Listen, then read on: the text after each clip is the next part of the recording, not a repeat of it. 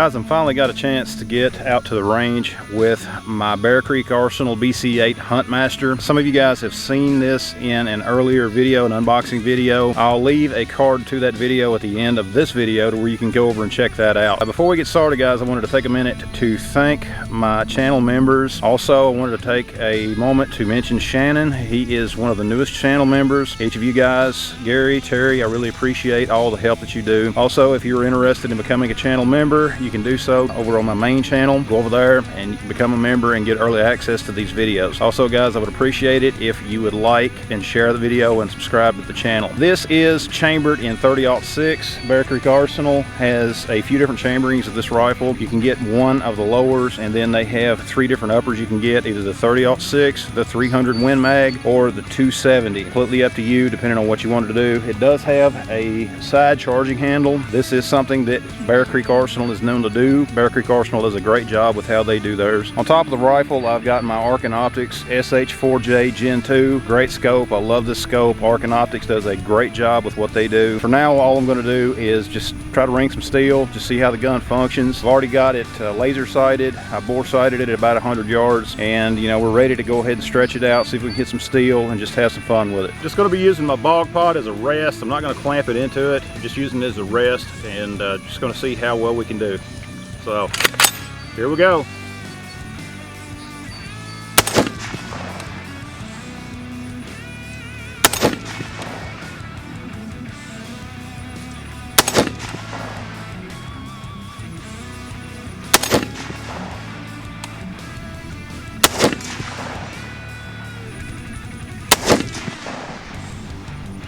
Just to show you guys a little bit more closer detail of this gun, you can see currently we are unloaded. The action is locked open. Just got it sitting here on my bog pod. This gun is very heavy, so it's going to soak up a lot of that recoil from the 30-aught-6. You can see here as far as your rail, it is scalloped across the top where you can fit your different optics on it. You can see the mount that I have for mine.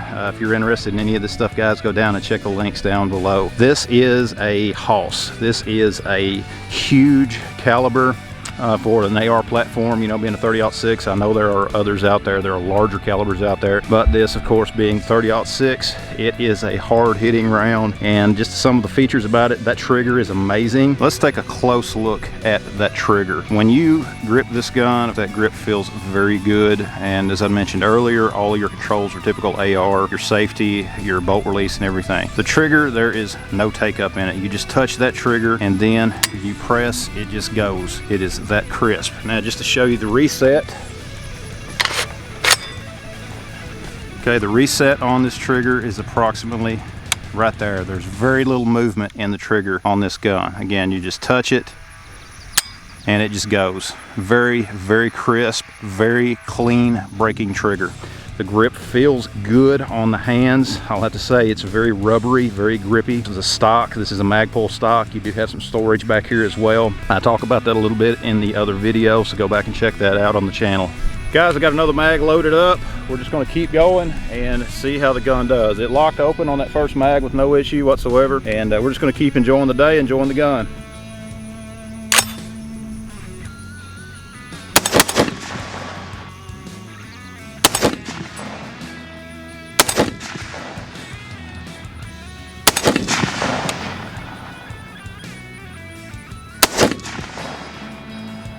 Second mag through, functioned flawlessly. That trigger, very nice.